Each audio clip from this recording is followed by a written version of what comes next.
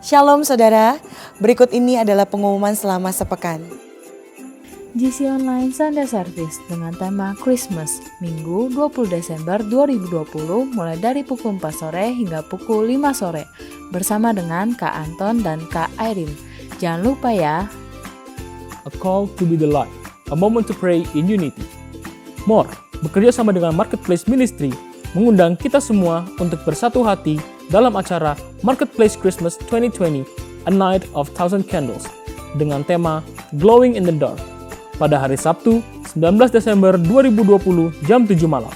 Untuk info lebih lanjut, dapat menghubungi nomor berikut ini, 0878 9736 0009.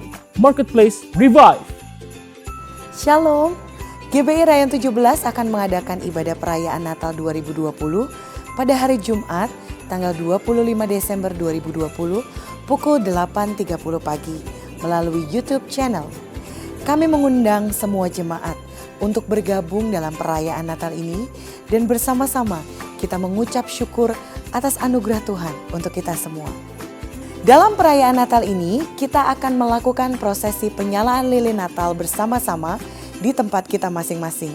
Itu sebabnya jemaat diminta untuk menyiapkan lilin agar dapat mengikuti prosesi penyalaan lilin Natal dari rumah masing-masing.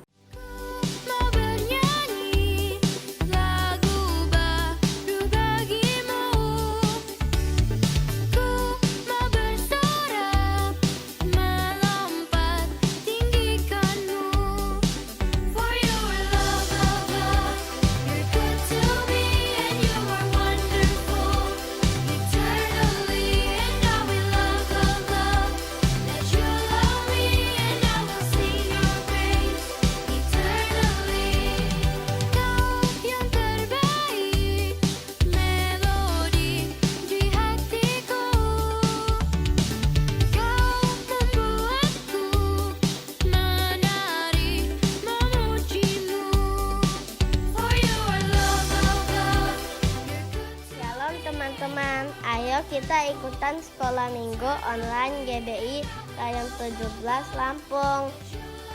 Diadakan setiap hari Minggu jam 11 sampai 12 WIB. Hanya 1 jam loh.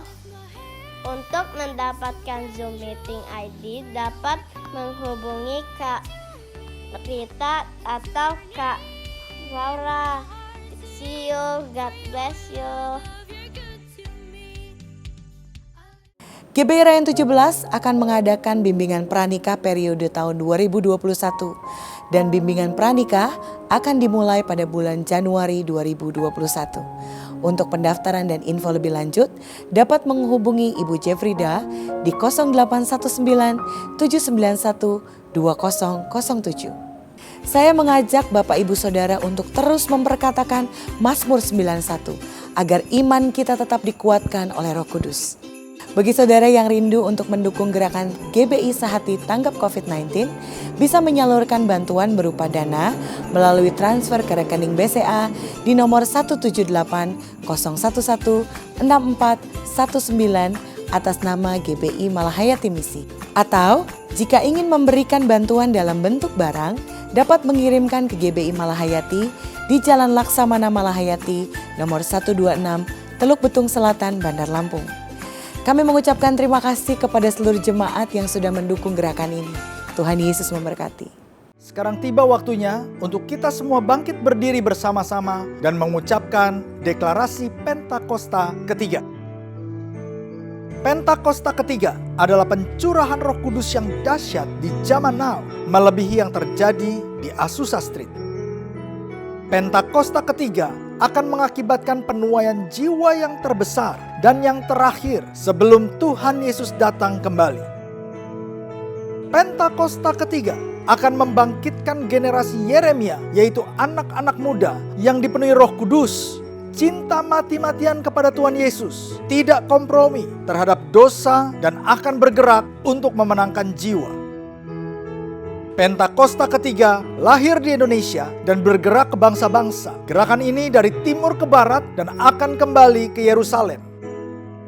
Pentakosta ketiga akan memberikan kuasa dan menyelesaikan amanat agung, dan setelah itu Tuhan Yesus datang kembali. Amin.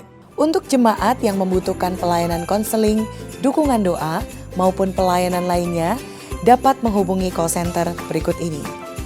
Dan khusus bagi jemaat yang membutuhkan dukungan doa, dapat mengisi formulir permohonan doa yang terdapat dalam mobile aplikasi GBI Rayon 17 Lampung dan website gbirayon17.com.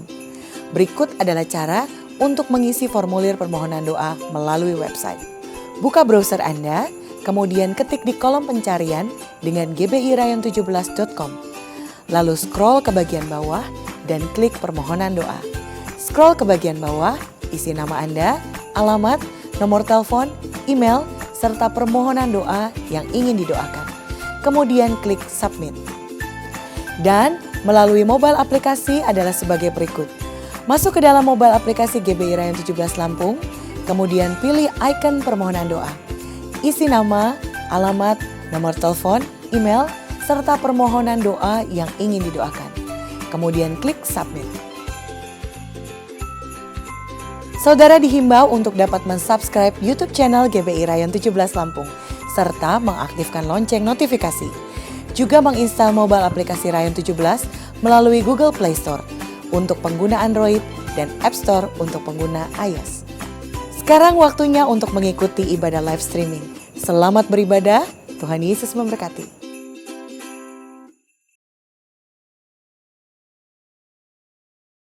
Shalom semua, tidak terasa kita telah memasuki bulan Desember, di mana kita akan merayakan Natal.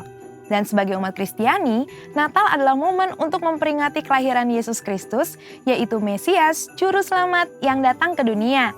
Bahkan kegembiraan Natal juga turut dirayakan hampir di seluruh dunia, tidak peduli apakah mereka percaya atau tidak kepada Yesus. Yang menarik, dalam beberapa dekade terakhir ini, ada beberapa orang Kristen yang menentang perayaan Natal karena dianggap sebagai perayaan orang pagan atau berhala. Ada juga yang berpendapat bahwa tidak ada perintah di dalam Alkitab untuk merayakan Natal. Maka dari itu, mari kita memahami bersama arti dan esensi dari perayaan Natal yang sebenarnya. Kata Natal sendiri berasal dari bahasa Latin natalis yang artinya lahir atau kelahiran. Dan di dalam bahasa Inggris, kata Christmas berasal dari bahasa Inggris kuno, yaitu Christmasmasse atau Christmas, yang artinya penderitaan Kristus, di mana penderitaannya dimulai saat dia datang dan lahir menjadi manusia. Hal ini menunjukkan bahwa memang Natal selalu berkaitan dengan kelahiran Yesus Kristus ke dunia sebagai manusia. Beberapa orang Kristen yang menolak perayaan Natal berpendapat bahwa Natal adalah perayaan pagan yang dimulai pada tahun 274 Masehi oleh orang-orang Romawi untuk menghormati matahari dan Saturnus pada titik balik matahari di musim dingin yang umumnya jatuh pada tanggal 25 Desember. Namun, saat Kaisar Konstantinus Agung menjadi Kristen, festival Romawi ini diubah menjadi perayaan kelahiran Yesus, di mana fokus penyembahan yang tadinya kepada matahari menjadi kepada Tuhan, yaitu Sang Surya kebenaran dan Sang Surya pagi dari tempat tinggi, seperti tertulis dalam Maleakhi 3 ayat 2, Mazmur 84 ayat 2, dan Lukas 1 ayat 78. Mengganti hari raya matahari menjadi hari kelahiran Yesus Kristus bukanlah penyembahan berhala. Mengenai tanggal 25 Desember sebagai hari Natal, ini adalah tanggal yang paling banyak digunakan untuk perayaan Natal gereja-gereja.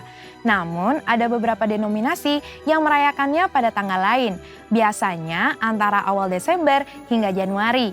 Hal ini terjadi karena sulit untuk menentukan tahun, bulan, dan tanggal yang pasti kapan Yesus dilahirkan. Namun, satu hal yang pasti, Yesus benar-benar pernah dilahirkan. Gereja sendiri sudah memperingati kelahiran Yesus semenjak awal abad pertama dan kedua, sebagaimana dicatat oleh para pemimpin gereja setelah era para rasul. Artinya, ibadah Natal memperingati kelahiran Yesus justru jauh lebih dulu dari perayaan matahari atau Saturnus bangsa Romawi di abad ketiga.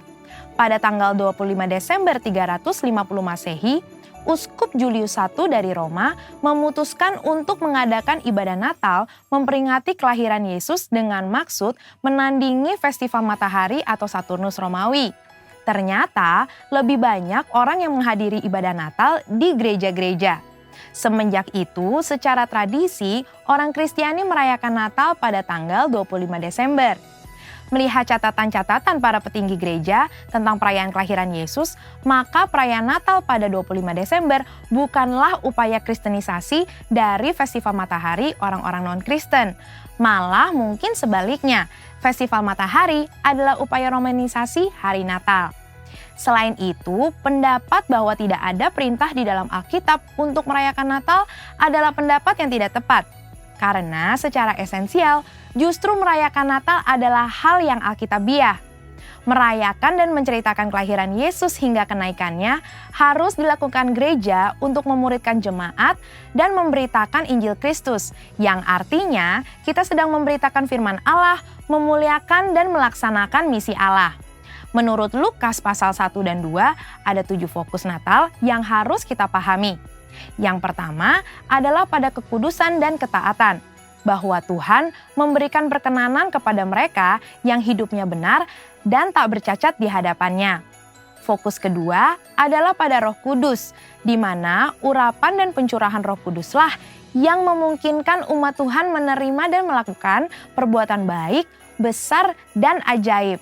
Fokus yang ketiga adalah pada mujizat dan tanda-tanda ajaib, di mana Tuhan membuktikan bahwa Ia sanggup melakukan hal-hal ajaib melampaui akal manusia. Fokus keempat kepada pujian dan penyembahan, bahwa kehadiran Allah di dalam hidup kita harus diresponi dengan penyembahan dan penyerahan diri. Fokus yang kelima adalah pada keselamatan bagi semua bangsa, di mana kedatangan Yesus Kristus adalah bagian dari rencana keselamatan Allah bagi dunia. Fokus yang keenam yaitu pada Bapa di surga yang setia pada setiap janji yang Ia buat dengan manusia. Dan yang ketujuh, fokus kepada Kristus, bahwa fakta Tuhan hadir dalam hidup kita adalah hal yang terindah karena Tuhan tidak meninggalkan kita, ada di antara kita, dan senantiasa hadir di dalam hidup kita. Merayakan Natal di tengah pandemi COVID-19 juga pastinya akan terasa sangat berbeda. Namun ketika kita betul-betul memahami 7 fokus yang terdapat di dalam Lukas 1 dan 2, kita akan mengerti esensi Natal yang sebenarnya, yaitu merayakan Natal dengan kesederhanaan seperti yang dicontohkan Yesus pada saat Ia lahir. Bahkan Alkitab menentang perayaan Natal yang berlebihan dan mengingatkan kita untuk terus berbagi seperti Kristus yang telah membagi hidupnya dengan kita. Percayalah bahwa terang Kristus tetap ada di dalam hidup kita, sehingga kita dapat menjalani kehidupan bersamanya. Biarlah sukacita Natal dapat kita peroleh saat kita merayakan Kristus dan kehadirannya, bahkan di tengah pandemi ini. Mari kita tetap merayakan lahirnya Yesus, Sang Mesias. Saudara, untuk penjelasan lebih lanjutnya dari tim teologi kami mengenai perayaan Natal, ornamen Natal, dan lain sebagainya, jangan lupa buka link yang ada di atas atau scan barcode yang tersedia. Selamat Hari Natal, Tuhan Yesus memberkati.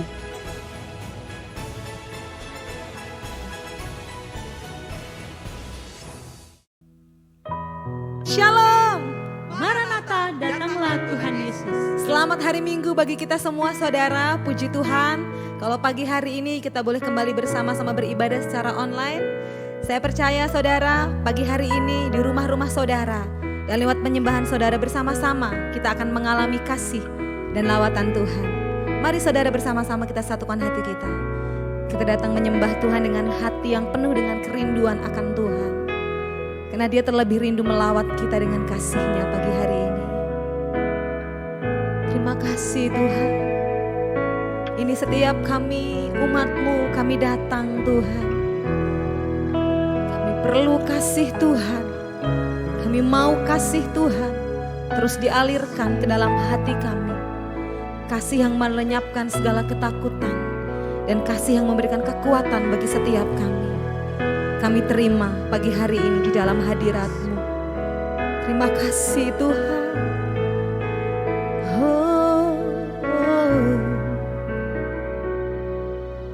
Hatiku mau menyembah-Mu, jiwaku merindukan Yesus. Hanya Kau ku sembahkan Allahku. Ku rindu melayanimu. Ku suka senangkanmu Yesus. Hanya kau kuat dan harapku. Ku sembahkan selamanya. Mari sembah. Ku sembahkan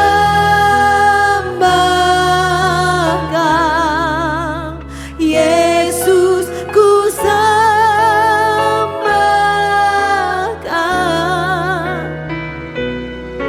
segenap hatiku dan kekuatanku. Ku rindu menyembahmu Yesus. Bersama-sama hatiku mau menyembahmu. Jiwaku merindukan Yesus.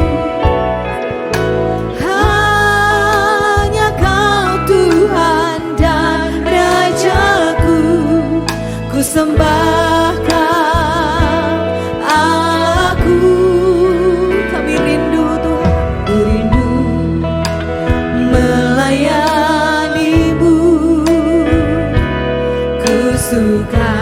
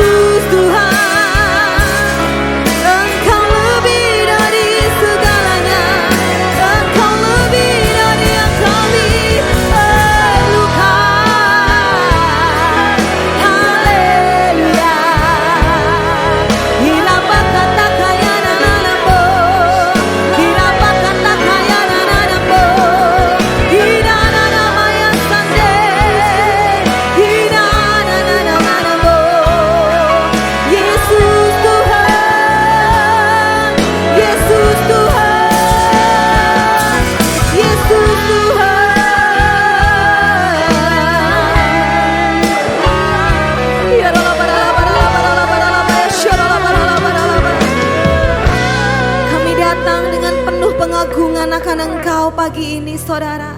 Mari angkat tanganmu saudara di hadapan Tuhan.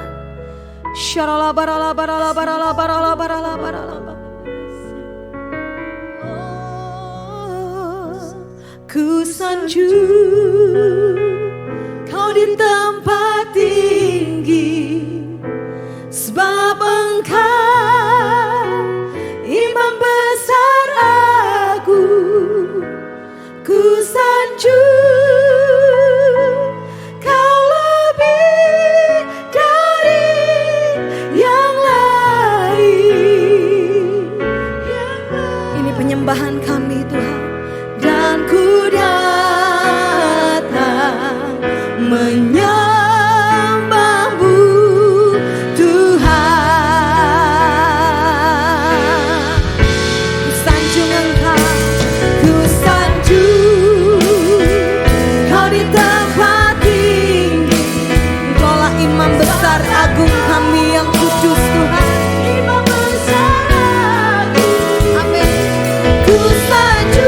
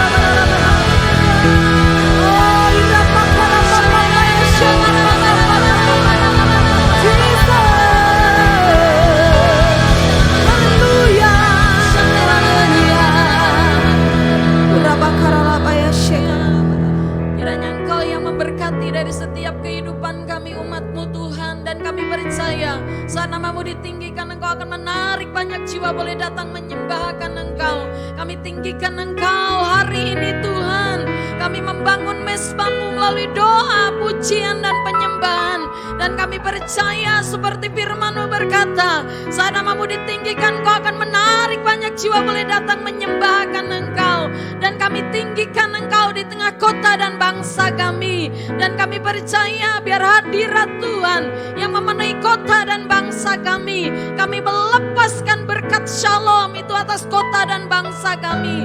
Kami juga memberkati dari setiap kehidupan umat-Mu. Di rumah-rumah mereka yang membangun mesbah-mesbah doa. Kami berdoa di dalam nama Tuhan Yesus, Engkau yang memberkati keluarga demi keluarga umat-Mu di dalam nama Tuhan Yesus. Kami bersyukur Tuhan, mengakhiri tahun 2020 Engkau tetap Tuhan yang menyertai kehidupan umat-Mu. Kami memberkati umat-Mu Tuhan, kiranya Engkau memberkati umat-Mu dengan berkat yang berlimpah-limpah.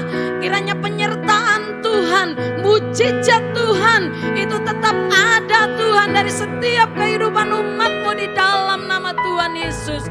Terima kasih Tuhan, terima kasih. Ada doa, ada ucapan syukur, ada penyembahan, ada puji-pujian bagi Engkau di dalam kehidupan mereka. Terima kasih Tuhan, kami bersyukur. Kami juga berdiri berdoa Tuhan untuk para pemimpin Tuhan. Gembala pembina kami Tuhan, Bapak Dr. Insinyur Niko Nyoto Raharjo, Gembala Rayan kami Bapak Budi Cahyadi, Ibu kami yang kami kasih besar keluarga besar hamba-Mu. Kami memberkati hamba-hamba-Mu ini lebih lagi di dalam nama Yesus Tuhan. Engkau yang mengurapinya dengan pengurapan yang baru. Dan kami percaya di akhir tahun 2020 ini Engkau yang menyertai pelayanan hamba-Mu lebih lagi. Bahkan di tahun yang baru Engkau yang menyatakan apa yang menjadi tuntunan-Mu bagi gereja-Mu di akhir zaman ini di dalam nama Tuhan Yesus. Terima kasih Bapa, kami bersyukur. Kami juga menyerahkan Tuhan ibadah kami hari ini, hamba-Mu yang akan menyampaikan isi hati Tuhan. Engkau yang mengurapi hamba-Mu Bapak Hendy Suryana.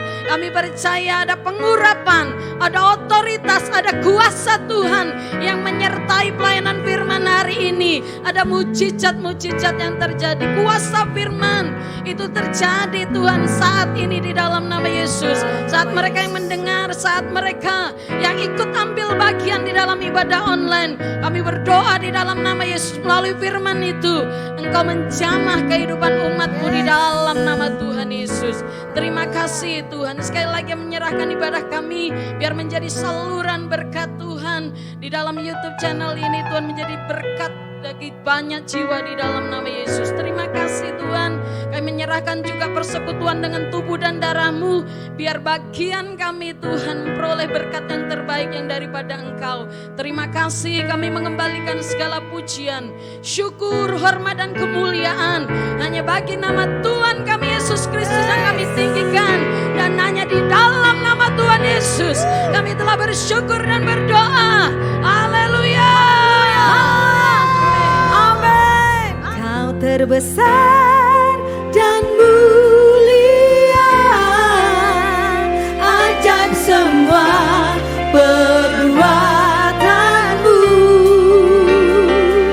Kau terbesar dan mulia, biarlah semua memuji-Mu. Mari saudara kita kembali berdiri bersama-sama saudara.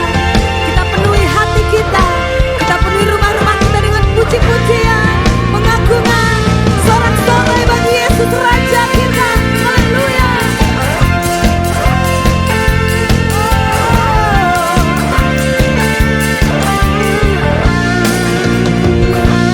Segenap hati aku memuji, segenap jiwa aku bernyanyi, karena Roh-Mu ada dalamku, Tuhan. Ku angkat tanganku memuji, ku angkat suara dan bernyanyi, karena Roh-Mu ada dalamku, Tuhan. Mari menari memuji, ungkapkan sukacita di hati bersama. Kau terbesar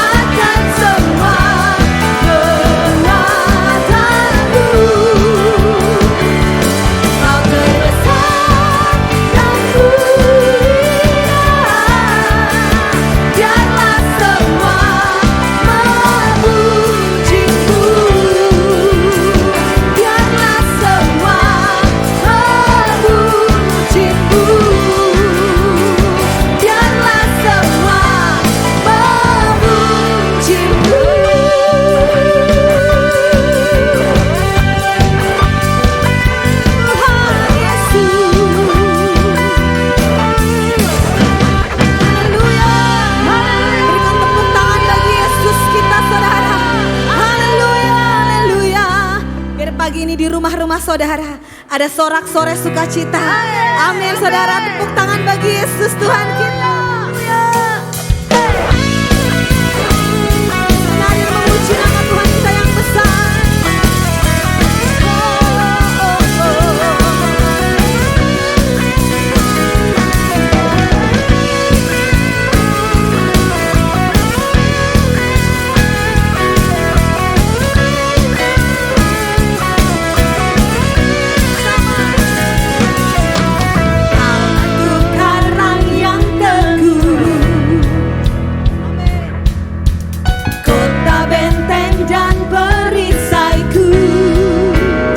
Mari nyatakan, yang menang kalahkan maut.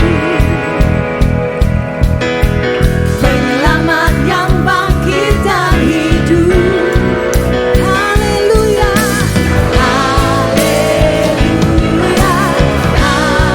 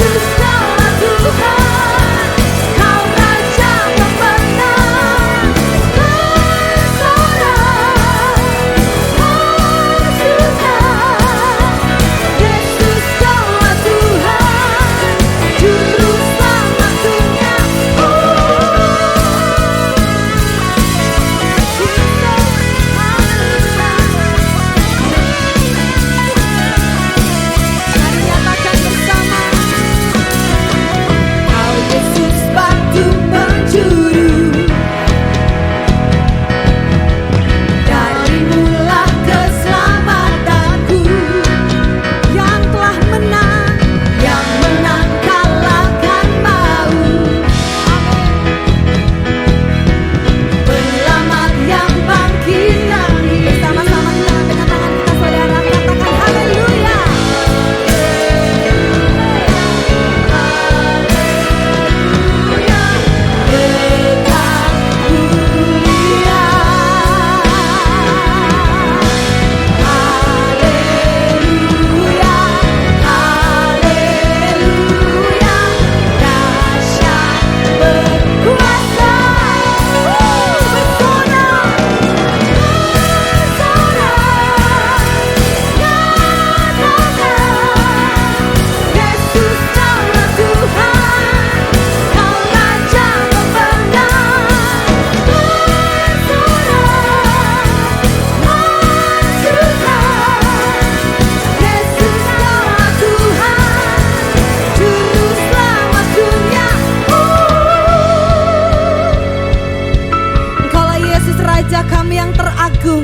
Dan termulia Tuhan, tidak ada yang besar dan dahsyat seperti Engkau, Yesus Tuhan.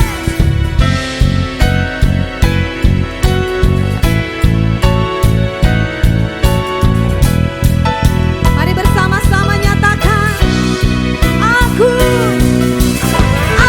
dan perkasa, megah dan berjaya, Yesus Tuhan, Yesus Tuhan, tempat perlindungan, ku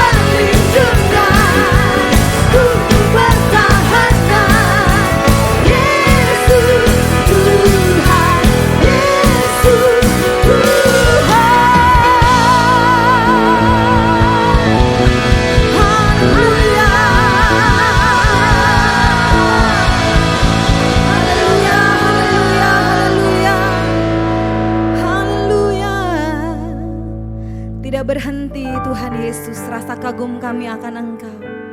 Kami bersyukur kalau kami boleh ada di bulan terakhir di tahun ini ya Tuhan. Kami melihat keperkasaan-Mu, kehebatan-Mu tetap nyata menyertai setiap kami. Terima kasih Tuhan Yesus, terima kasih. Mari saudara tetap tinggal dalam hadirat Tuhan.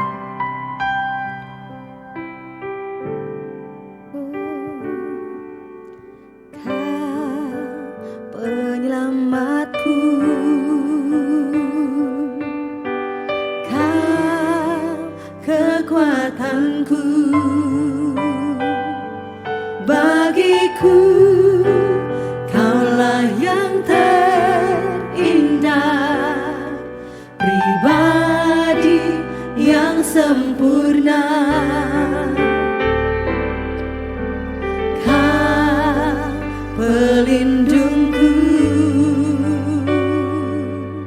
amanku bersamamu. Bagiku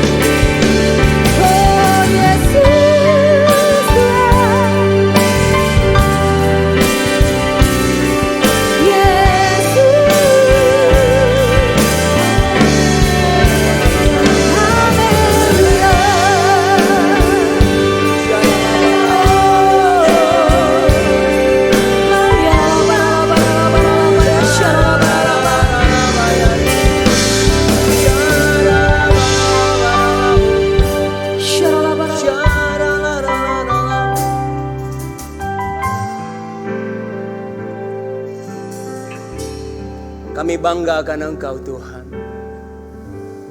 Kami punya Allah Immanuel, Allah yang beserta dengan kami.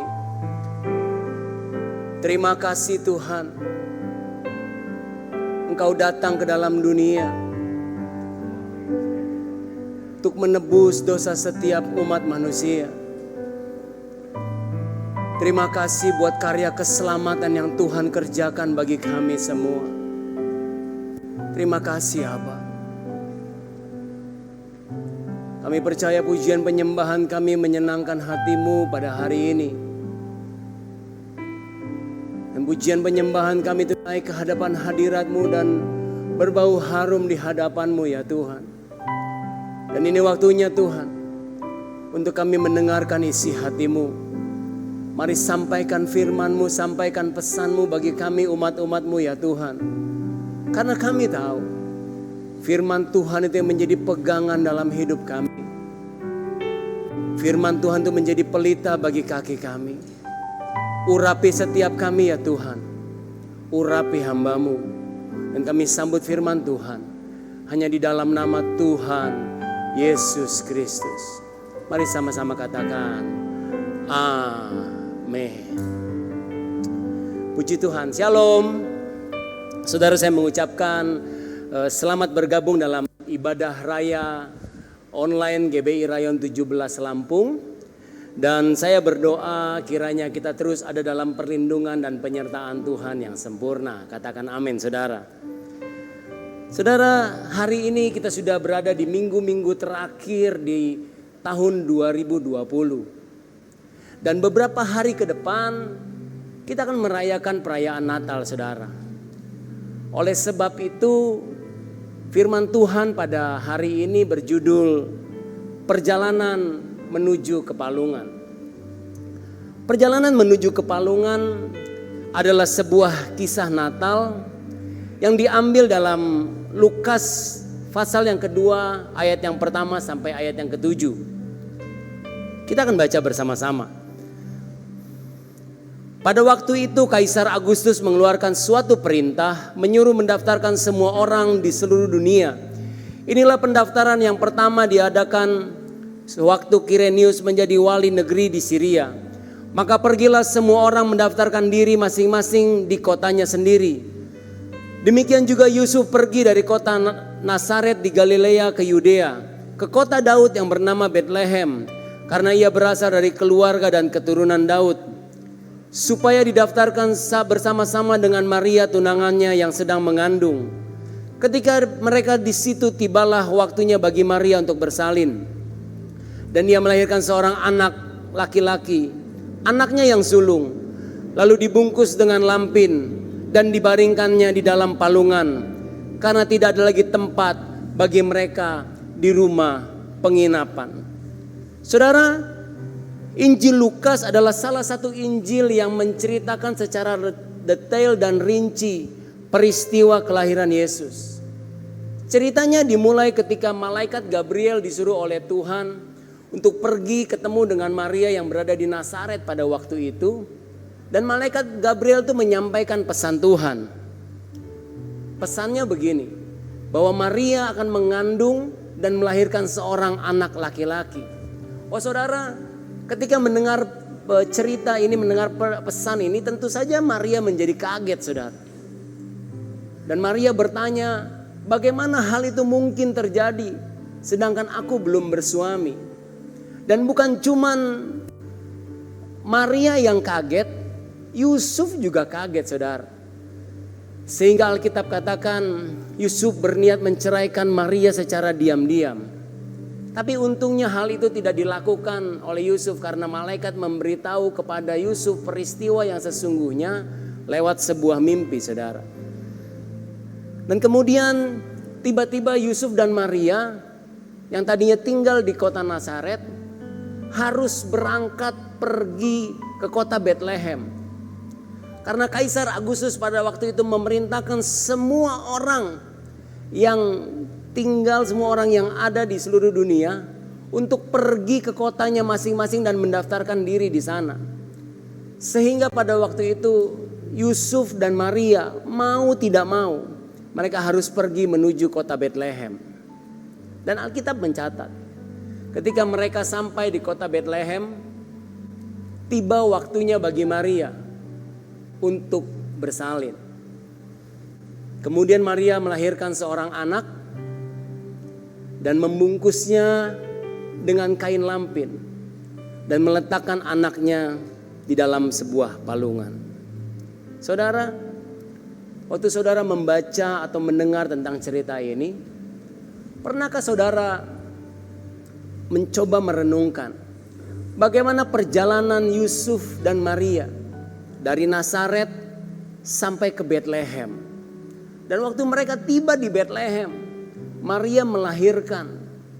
Kemudian anak yang dilahirkan oleh Maria, dia membungkusnya dengan kain lampin dan kemudian meletakkannya dalam sebuah palungan.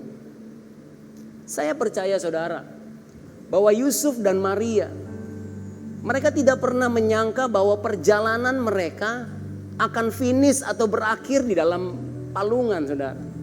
Saya percaya bahwa Yusuf dan Maria tidak pernah mengira bahwa bayi yang mereka lahirkan, yang dilahirkan oleh Maria, itu harus dibungkus dengan kain lampin dan kemudian diletakkan dalam sebuah palungan. Dan hari ini saya mau mengajak saudara semua untuk kita sama-sama belajar tentang perjalanan menuju ke palungan. Ternyata ada banyak hal yang bisa kita pelajari dari perjalanan menuju ke palungan itu, saudara. Hal yang pertama, kita akan masuk hal yang pertama, dan sebelum kita masuk ke dalam hal yang pertama ini ada sebuah pertanyaan yang harus kita jawab, saudara. Pertanyaannya adalah begini: mengapa harus ada perjalanan menuju ke palungan? Kira-kira kapan dimulainya perjalanan menuju ke palungan itu? Apakah perjalanan menuju ke palungan ini terjadi ketika Yusuf dan Maria bertunangan? Atau karena Kaisar Agustus yang memerintahkan semua orang harus mendaftarkan ke kotanya masing-masing? Atau mungkin karena malaikat Gabriel yang menyampaikan pesan itu kepada Maria? Oh, ternyata tidak demikian, saudara. Perjalanan menuju ke palungan ini dimulai sejak ratusan tahun sebelumnya. Perjalanan menuju ke palungan ini terjadi karena ada yang namanya nubuatan para nabi. Yesaya 7:14 katakan demikian. Sebab itu Tuhan sendirilah yang akan memberikan kepadamu suatu pertanda. Sesungguhnya seorang perempuan muda mengandung dan akan melahirkan seorang anak laki-laki. Dan ia akan menamakan dia Immanuel. Nubuatan dari Yesaya ini ditulis lebih dari 700 tahun sebelum Tuhan Yesus lahir, saudara. Dan Yesaya menulis begini: ada satu pertanda, ada seorang perempuan muda yang akan mengandung dan melahirkan seorang anak laki-laki. Dan kemudian anak itu akan dinamakan Immanuel. Saudara, ternyata perjalanan menuju ke palungan itu terjadi karena rencana dan rancangan Tuhan. Dan Tuhan merencanakan perjalanan ini jauh sebelum Yusuf dan Maria ada di dalam dunia, saudara.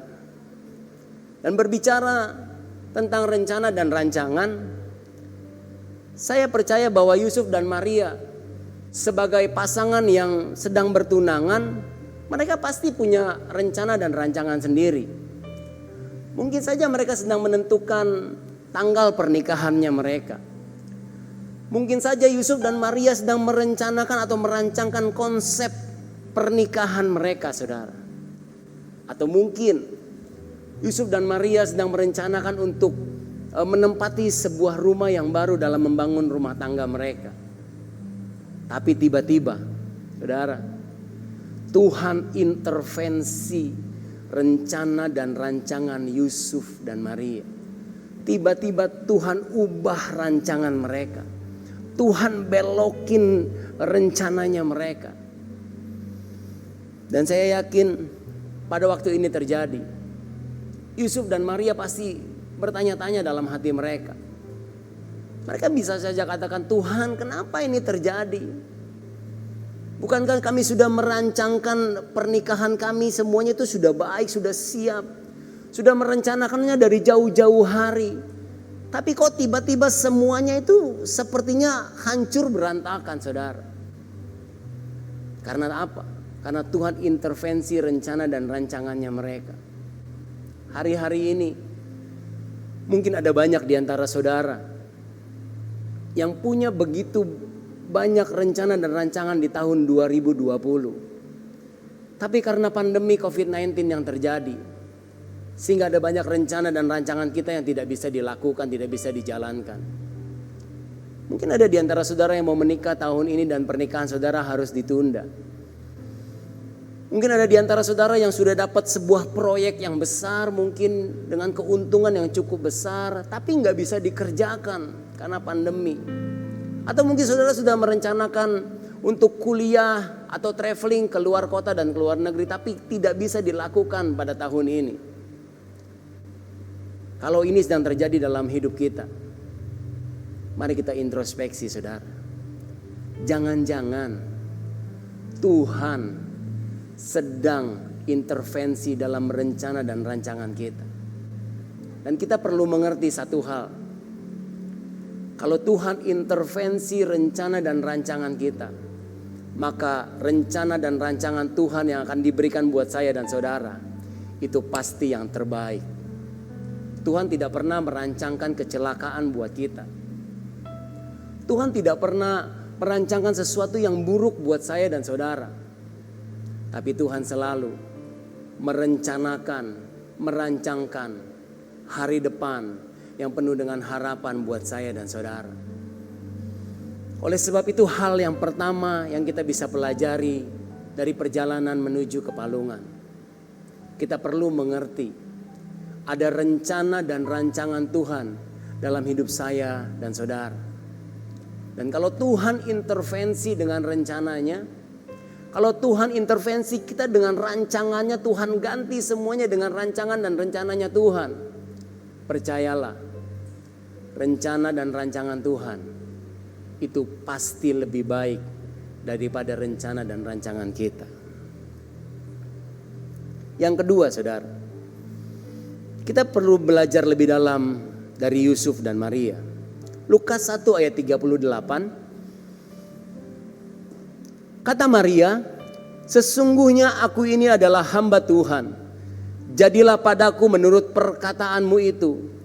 Lalu malaikat itu meninggalkan dia. Saudara, waktu Maria menerima pesan dari malaikat Gabriel bahwa dia akan mengandung dan melahirkan seorang anak laki-laki, saya percaya Maria itu stres berat, saudara. Saya percaya Maria itu depresi dan dia mengalami dilema, saudara.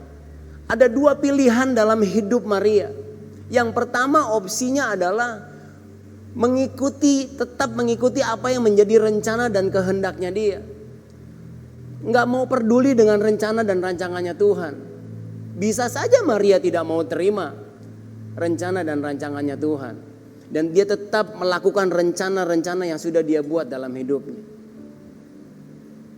Tapi ternyata Maria tidak lakukan itu. Maria pilih opsi yang kedua, saudara.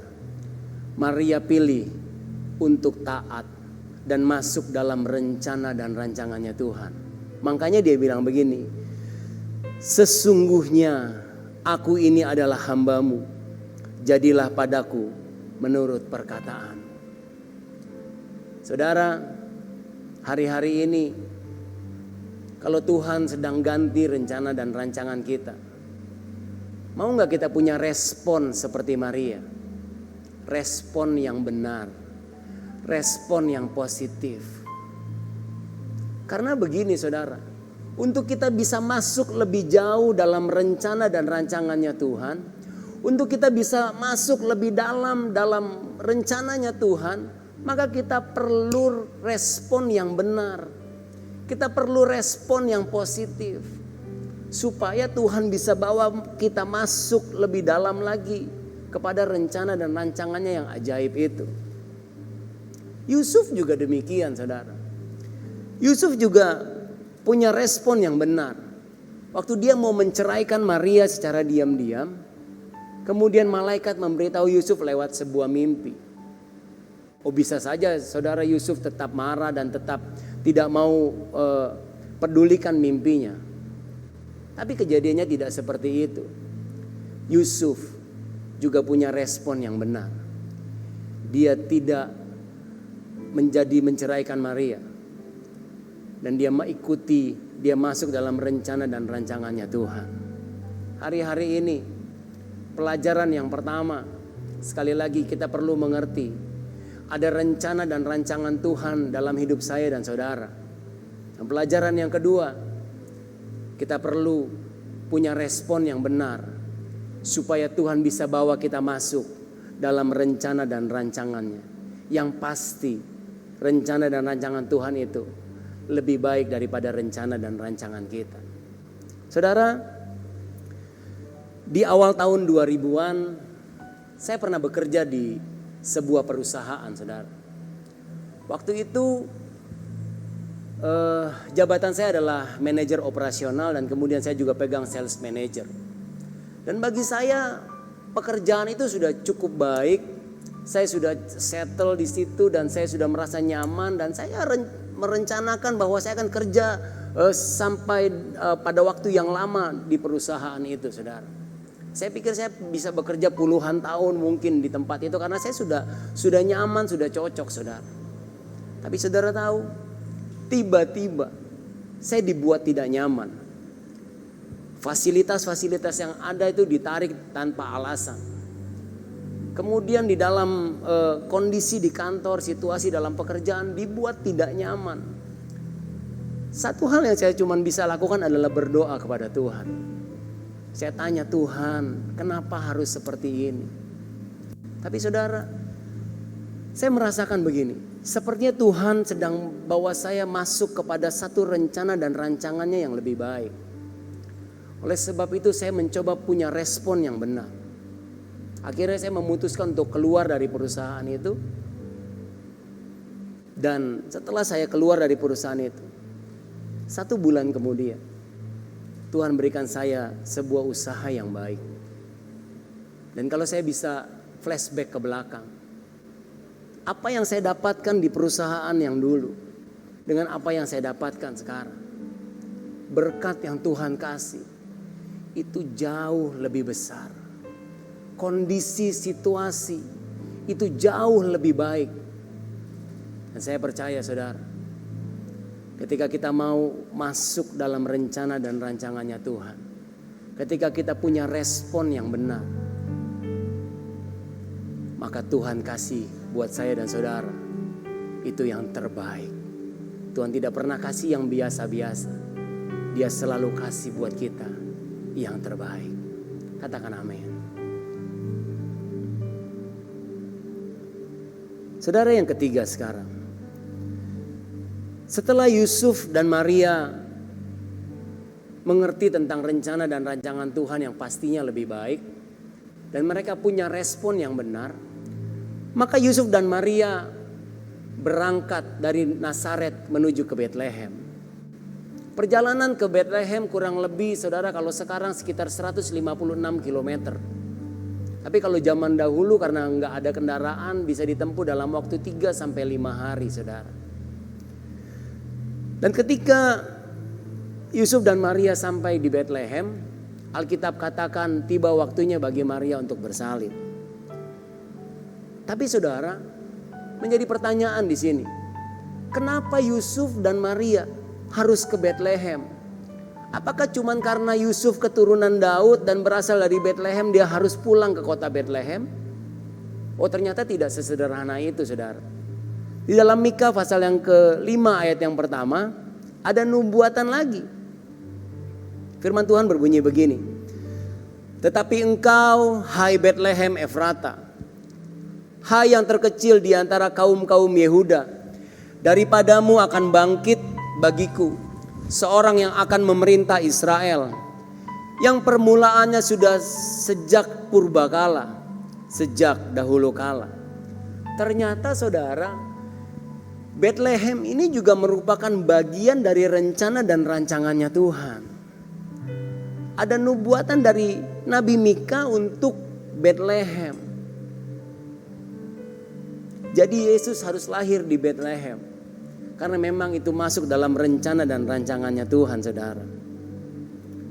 Dan yang kedua, kenapa Yesus harus lahir di Bethlehem? Saudara dengar baik.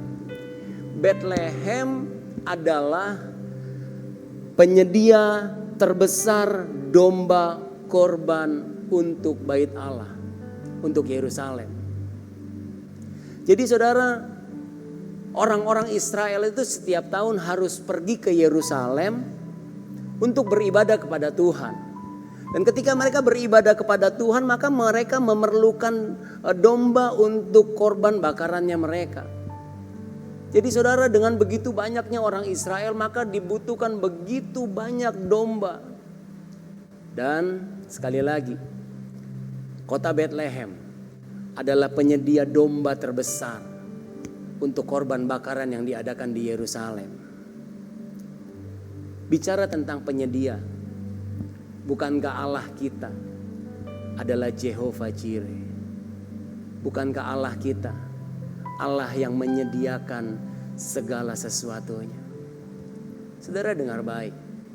Ketika Yusuf dan Maria ngerti rancangan Tuhan, kemudian mereka punya respon yang benar, maka segala sesuatu keperluan dan kebutuhan mereka itu disediakan oleh Tuhan. Dan saya percaya ini juga terjadi buat saya dan saudara.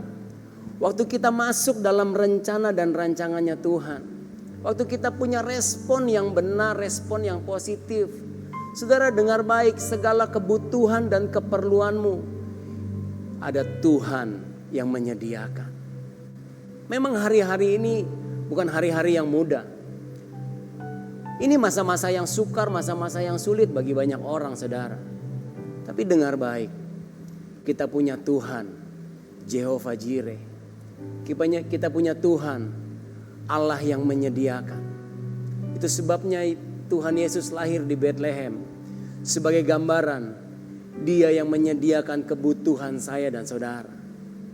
Oleh sebab itu saudara, Alkitab katakan begini, kita gak perlu khawatir apa yang harus kita makan dan minum. Kita gak perlu khawatir apa yang harus kita pakai. Bahkan kita tidak perlu khawatir tentang apapun juga.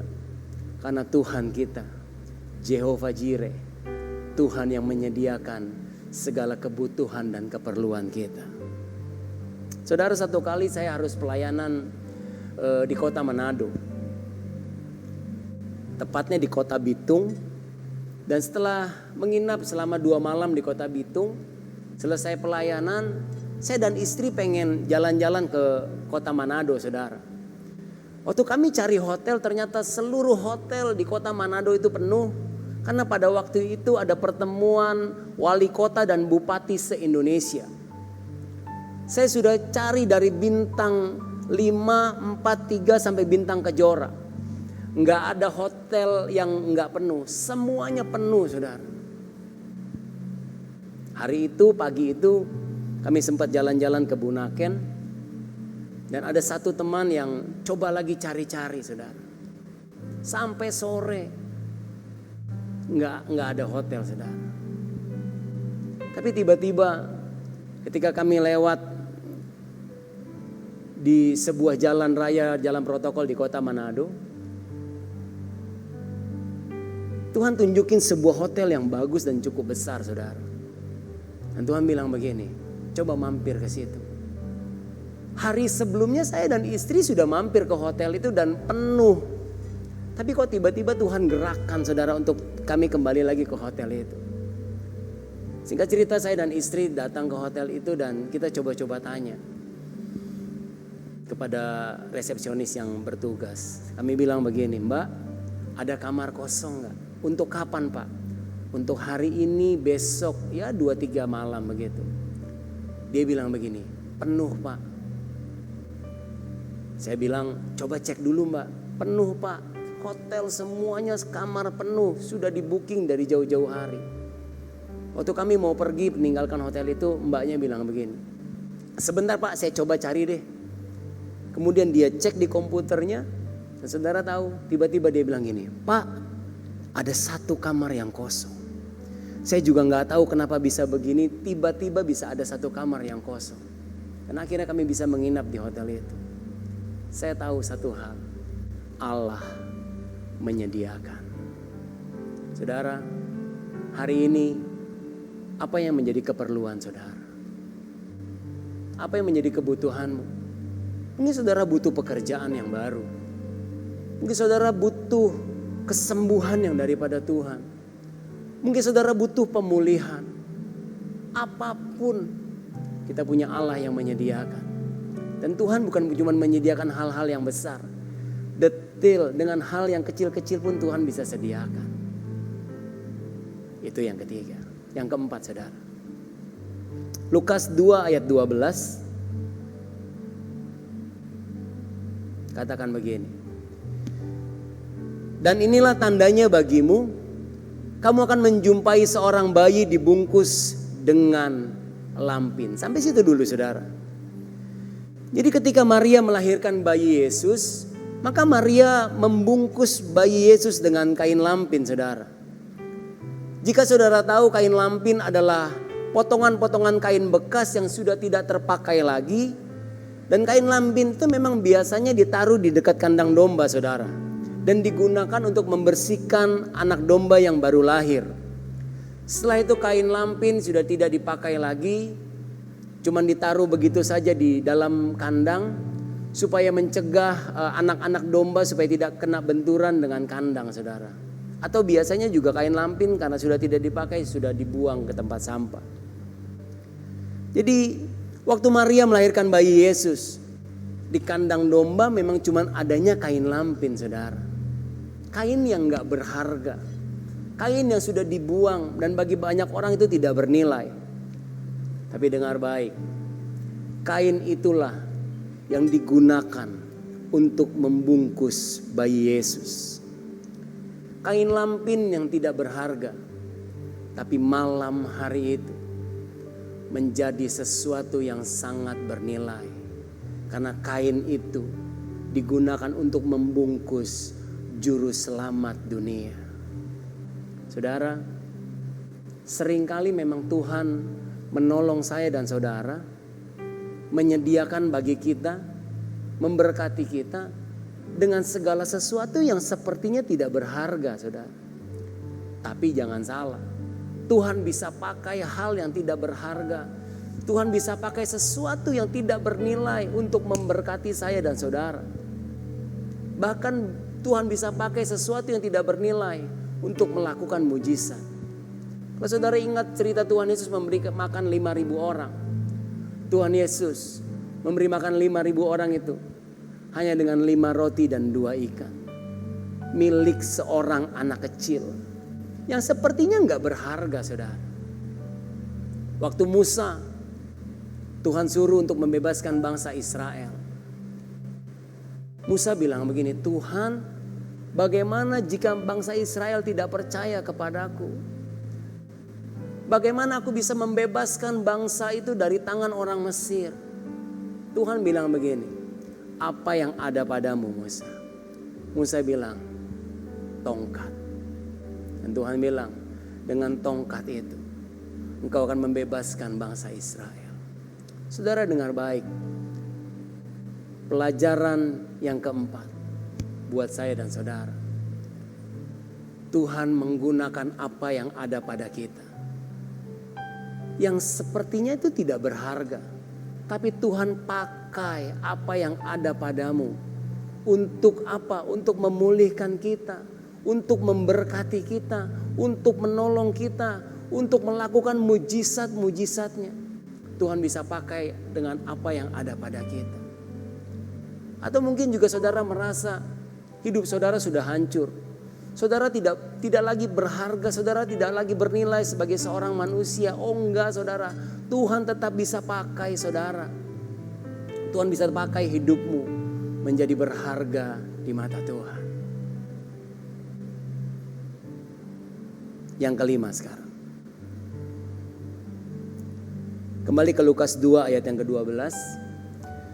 Dan inilah tandanya bagimu, kamu akan menjumpai seorang bayi dibungkus dengan lampin dan terbaring di dalam palungan. Saudara, palungan adalah tempat makan untuk domba. Jadi ketika domba-domba itu mau makan, maka domba-domba itu akan mencarinya ke dalam palungan. Dan ketika domba mendapatkan makanan di dalam palungan, maka hidup domba itu akan terpelihara, saudara. Jadi ketika Yesus lahir di dalam palungan, artinya begini. Artinya hidup kita itu ada di dalam pemeliharaan Tuhan. Waktu kita percaya kepada Dia juru selamat, waktu kita beriman kepada Tuhan sebagai juru selamat kita, maka hidup saya dan saudara itu ada dalam pemeliharaannya Tuhan. Sebab itu Alkitab bilang kita tidak perlu khawatir tentang apapun juga. Karena hidup saudara itu dipelihara oleh Tuhan. Dan bukan cuma itu, saudara. Palungan itu berbicara ketika Tuhan Yesus diletakkan di palungan. Itu berbicara bahwa Tuhan Yesus itu adalah makanan. Alkitab katakan, Yesus berkata, dagingku benar-benar makanan dan darahku itu benar-benar minuman.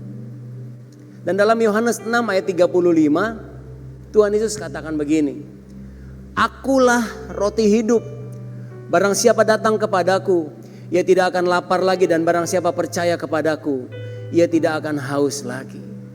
Saudara, Tuhan itu tidak memberikan makanan kepada saya dan saudara cuma dalam bentuk fisik, bukan cuma untuk makanan jasmani, tapi lebih dahsyat lagi, Tuhan itu roti hidup. Tuhan itu bicara tentang firman, saudara. Dan firman itu makanan buat tubuh jasmani dan tubuh rohani saya dan saudara. Oleh sebab itu saya mau katakan begini. Ayo banyak-banyak baca firman Tuhan. Banyak-banyak perkatakan firman Tuhan. Karena itu makanan buat manusia rohani saya dan saudara. Bukan cuma kita makan secara jasmani, makan makanan secara fisik yang bicara tentang pemeliharaan Tuhan.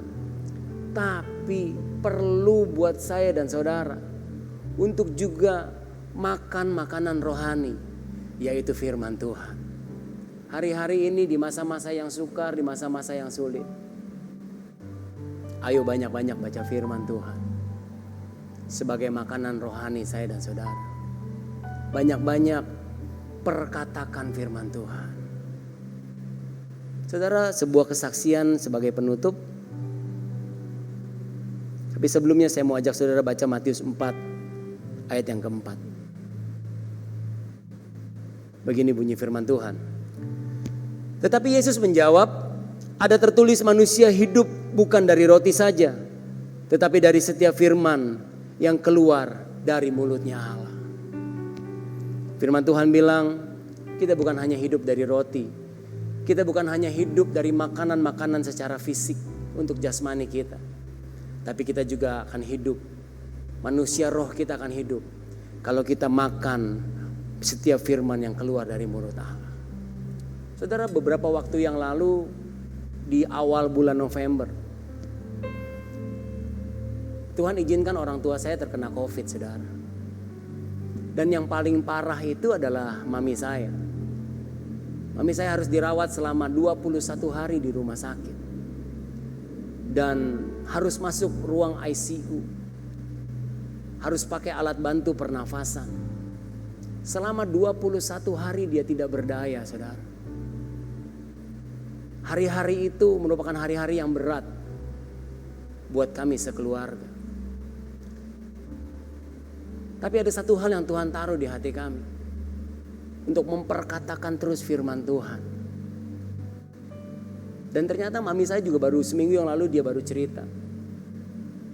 Dia juga memperkatakan terus firman Tuhan.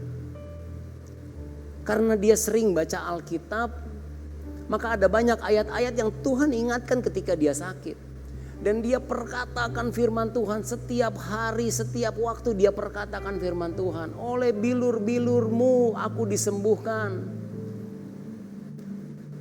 Aku percaya Tuhan sanggup menyembuhkan. Dia perkatakan dan terus perkatakan firman Tuhan. Saudara, di hari mungkin ke-18 atau 19 kalau saya nggak salah. Dia seperti melihat sebuah penglihatan atau seperti mimpi begitu. Ada seseorang yang datang kepadanya. Dan orang itu bilang ke mami saya. Dia bilang begini, kamu bangkit, ayo belajar nafas sekarang. Belajar nafas. Dan tiba-tiba orang itu hilang. Kami percaya itu Tuhan, saudara. Tiba-tiba mami saya sadar dan dia cari-cari di sekelilingnya nggak ada orang. Dan dia tiba-tiba belajar nafas. Seperti yang tadi orang itu katakan. Belajar nafas sambil terus memperkatakan firman Tuhan. Dan saudara, hari ke-20 tiba-tiba Tuhan pulihkan hidupnya. Alat bantu pernafasan dicabut, oksigen infus semua dicabut, dan dia pindah dari ICU COVID ke ruang perawatan biasa karena memang beberapa hari sebelumnya hasil tes swab PCR sudah negatif, saudara. Tapi sebelumnya kondisi fisiknya masih sangat lemah. Kemudian adik saya bertemu dengan dokter dan dokter bilang begini, mami saya akan dipindahkan ke ruang ICU yang non-COVID. Kemudian perlu beberapa waktu lamanya di situ, beberapa hari begitu. Sambil dilihat ketika sudah mulai pulih lagi, baru dipindahkan ke ruang perawatan biasa. Adik saya bilang begini, dokter nggak salah. Karena mami saya dari tadi pagi sudah pindah ke ruang perawatan biasa. Tanpa alat bantu pernafasan, tanpa infus. Dokternya kaget, saudara. Dan ketika dicek benar, mami saya sudah pindah ke ruangan biasa. Besoknya pada hari yang ke-21, dokter periksa. Semuanya dalam kondisi yang baik. Tuhan pulihkan seperti membalikkan telapak tangan, saudara. Dan hari ke-21 itu juga, mami saya bisa bangkit dari tempat tidurnya. Dia langsung bisa berjalan. Dan sore harinya dia bisa pulang ke apartemen di Jakarta. Saya percaya begini, saudara. Ketika kita memperkatakan terus firman Tuhan, maka apa yang kita perkatakan itu Tuhan lakukan dan Tuhan kerjakan. Hari-hari ini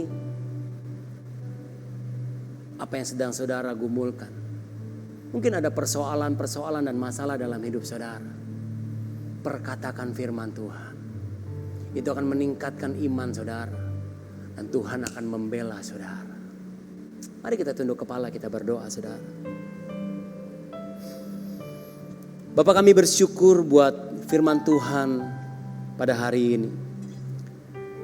Dan kami belajar Tuhan dari perjalanan Yusuf dan Maria. Perjalanan mereka dari Nazaret menuju ke Palungan. Dan kami belajar bahwa ada rencana dan rancangan Tuhan dalam hidup setiap kami, ya Tuhan.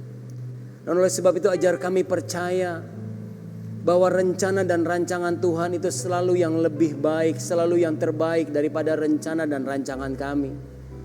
Ketika Tuhan lakukan intervensi dalam rencana dan rancangan kami, ajar kami Tuhan untuk mau berserah kepada Tuhan. Ajar kami punya respon yang benar, respon yang positif. Sehingga Tuhan bisa bawa kami masuk lebih dalam kepada rencana dan rancangan-Mu yang ajaib itu, ya Tuhan.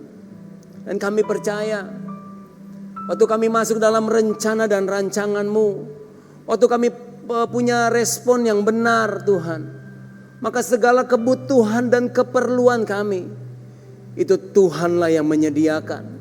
Kami punya Tuhan Jehovah Jireh, Allah yang menyediakan segala sesuatu kebutuhan dan keperluan kami. Dan kami percaya Tuhan, bahkan di masa-masa yang sukar, di masa-masa yang sulit, tetap Tuhan menyediakan segala kebutuhan dan keperluan kami. Dan Tuhan, ajar kami menghargai apa yang ada pada kami. Mungkin ada hal-hal yang sebenarnya bagi kami sudah tidak bernilai, tidak berharga. Tapi kami tahu Tuhan bisa pakai apa saja. Tuhan bisa pakai siapa saja untuk menolong untuk memberkati, untuk memulihkan setiap kami. Bahkan untuk melakukan tanda-tanda heran ajaib yang yaitu mujizat yang daripada Tuhan.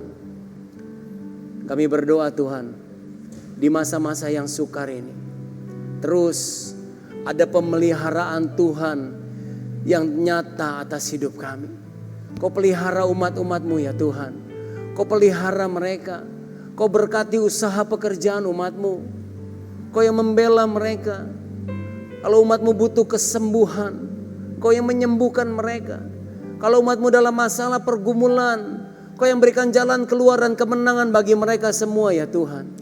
Dan kami percaya Tuhan, Kau tetap ada bersama dengan kami. Karena Engkau Allah Immanuel, Allah yang beserta dengan kami. Terima kasih buat firman-Mu pada hari ini ya Tuhan. Dan biar kiranya firman-Mu terus menjadi kekuatan dalam kehidupan kami. Terima kasih Bapa. Di dalam nama Tuhan Yesus Kristus. Sama-sama katakan amin. Ya, saudara, tiba waktunya bagi kita untuk melakukan perjamuan kudus. Dan kita akan memasuki perjamuan kudus. Dan perlu saya informasikan kepada saudara bahwa perjamuan kudus hanya diperlakukan untuk mereka yang sudah percaya kepada Tuhan. Dan bagi anak-anak di bawah usia 12 tahun belum diperkenankan untuk mengambil bagian dalam perjamuan kudus. Saudara di rumah, saudara bisa siapkan roti dan anggur yang ada pada saudara.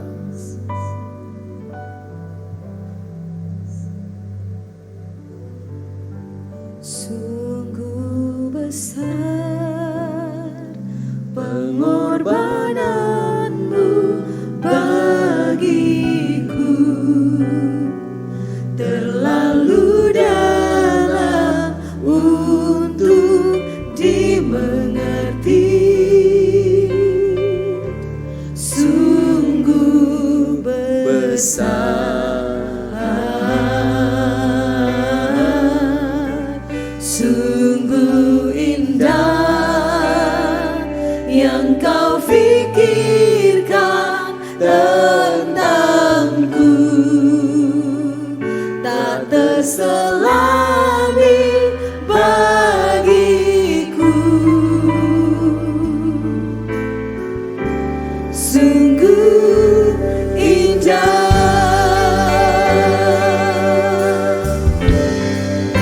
sungguh besar pengorbananmu bagiku,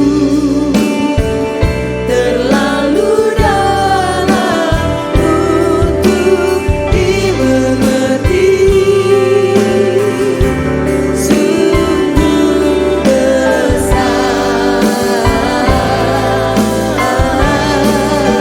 sungguh indah yang Kau fikirkan tentangku, tak terselami bagiku. Sungguh indah. Saudara, kita berkata, sebelum kita masuk dalam perjamuan kudusnya Tuhan, mari kita koreksi dan introspeksi hidup kita. Kalau ada dosa, mari kita minta ampun saat ini. Kalau ada kelemahan, kekurangan dalam hidup saya dan saudara, mari kita minta ampun kepada Tuhan. Minta Tuhan menyucikan, menguduskan kita semua. Minta Tuhan melayakkan kita untuk duduk sehidangan dengan Tuhan, untuk makan dan minum perjamuan kudusnya Tuhan. Bapa, Kau yang mengampuni segala kelemahan dan kekurangan kami. Kau yang mengampuni setiap dosa kami Tuhan. Layakkan kami untuk masuk dalam perjamuan kudus-Mu. Layakkan kami untuk duduk sehidangan dengan Tuhan, supaya berkat Tuhan itu mengalir atas kehidupan kami. Supaya berkat Tuhan itu mengalir untuk umat-umat-Mu ya Tuhan. Terima kasih Bapa. Kau yang menguduskan, Kau yang menyucikan setiap kami. Dan kami siap untuk masuk dalam perjamuan kudus-Mu. Dalam nama Tuhan Yesus Kristus. Amin.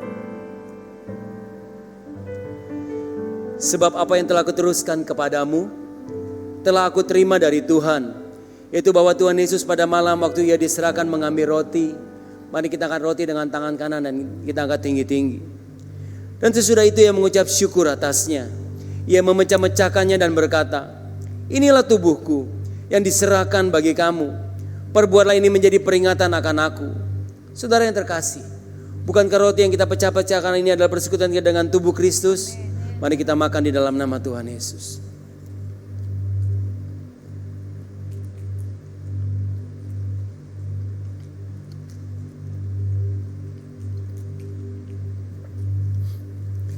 Mari kita angkat cawan dengan tangan kanan dan kita angkat tinggi-tinggi. Demikian juga Ia mengambil cawan sesudah makan, lalu berkata, cawan ini adalah perjanjian baru yang dimeteraikan oleh darahku. Perbuatlah ini setiap kali kamu meminumnya, menjadi peringatan akan aku. Saudara yang terkasih, bukankah cawan pengucapan syukur yang atasnya kita ucapkan syukur adalah persekutuan kita dengan darah Kristus?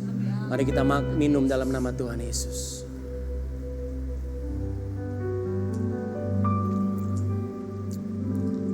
Mari naikkan syukur kepada Tuhan. Terima kasih. Terima kasih Tuhan. Terima kasih. Haleluya. Engkau lahir dalam dunia. Engkau mati bagi kami Tuhan. Engkau menebus dosa kami. Terima kasih Tuhan. Yesus Tuhan. Terima kasih Tuhan. Namamu. Engkau baik. Syukur bagi. Syukur bagi.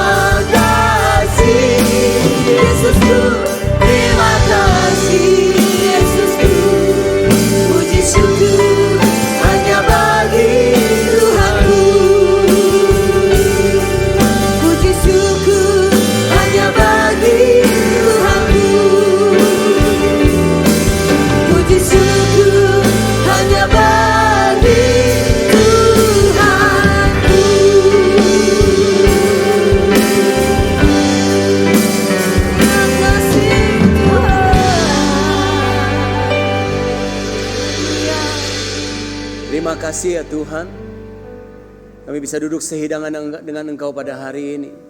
Terima kasih buat tubuh dan darah-Mu. Terima kasih buat pengorbanan-Mu di atas kayu salib untuk menebus dosa kami. Terima kasih. Di dalam nama Tuhan Yesus Kristus. Sama-sama katakan amin. Puji Tuhan. Saudara, silakan duduk. Saudara, sekarang tiba waktunya bagi kita untuk memberikan persembahan. Dan persembahan yang saudara akan berikan bisa menggunakan 3 cara. Yang pertama, saudara bisa mentransfer ke rekening-rekening gereja yang tertera di layar kaca saudara. Dan cara yang kedua adalah saudara bisa men-scan QRIS yang ada dan melakukannya dengan e-money. Cara yang ketiga, saudara bisa memberikan persembahan saudara dengan memasukkannya ke dalam amplop. Dan saudara bisa membawanya ke GBI Malahayati, dan di dalam ruang pembicara ada sebuah kotak persembahan. saudara bisa memasukkan persembahan ke dalam kotak tersebut. Dan sekarang mari kita perkatakan deklarasi persembahan dengan sungguh-sungguh dengan iman kepada Tuhan. Tahun 2020 adalah tahun dimensi yang baru. Tahun 2020 adalah tahun taat dan percaya. Pada saat kami membawa persembahan, kami percaya pintu surga terbuka dan berkat Tuhan dicurahkan. Saya menerima pekerjaan, bisnis, sekolah dan kuliah yang lebih baik, keuntungan, bonus dan aset dilipat gandakan. Semua transaksi dibuat berhasil, pelanggan lama dan baru Tuhan datangkan. Semua pembayaran dapat dilunasi, memiliki rumah di bumi dan di sorga, menerima hadiah, kejutan dan penghargaan. Yang belum punya pasangan diberikan jodoh, mempunyai keluarga yang harmonis dan tidak ada kemandulan. Segala penghalang, penyakit dan kerugian dihalau dari dalam hidupku, dari dalam keluargaku, dari dalam pekerjaanku dan bisnisku. Dan ini adalah waktu untuk memberikan persembahan di dalam nama Tuhan Yesus. Haleluya!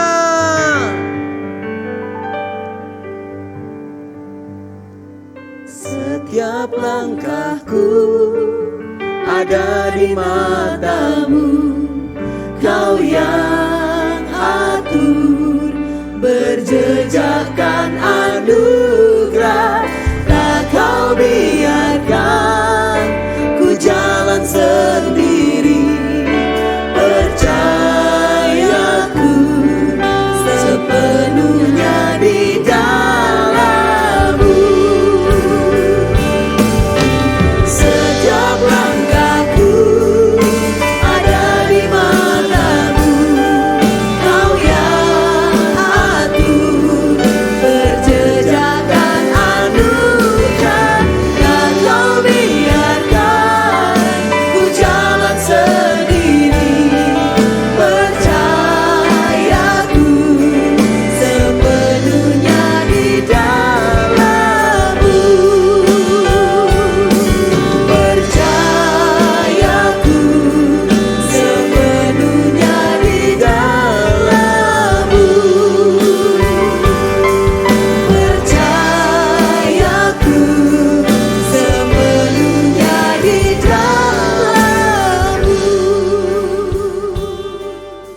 Saudara yang berada bersama dengan keluarga di rumah, saudara boleh bergandengan tangan dan angkat tanganmu, arahkan hatimu kepada Tuhan sumber segala berkat. Tuhan memberkati engkau dan melindungi engkau. Tuhan menyertai engkau dengan wajahnya dan memberi engkau kasih karunia. Tuhan menghadapkan wajahnya kepadamu dan memberi engkau damai sejahtera. Kekasih-kekasih hati Tuhan, terimalah berkat yang terbaik dan damai sejahtera dari Allah Bapa, cinta kasih dari Tuhan Yesus Kristus, dalam persekutuan dan menghiburan yang manis dari Roh Kudus, menyertai lagi saudara mulai hari ini, bahkan sampai selama-lamanya. Di dalam nama Tuhan Yesus Kristus, mari setiap kita yang diberkati Tuhan sama-sama katakan, Amin. God bless you all.